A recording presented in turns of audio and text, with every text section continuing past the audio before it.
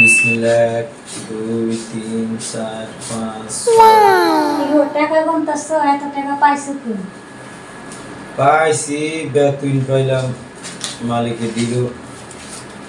টাকাগুলা ঠিক আছে কিনা দেখতেছি না 500 তোমার 500 শুধু 500 না আর 1000 না ও আরে টাকা আর 2000 টাকা দাও আর 2000 হ্যাঁ না দাও এই না আর 2000 না না স্বপ্ন সব না হ্যাঁ ও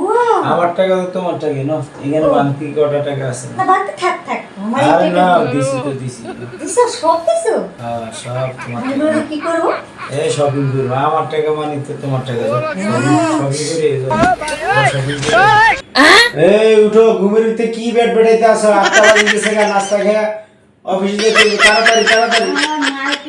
আরে কি মার্কেট মুরগেট লাগাই দিছে উঠো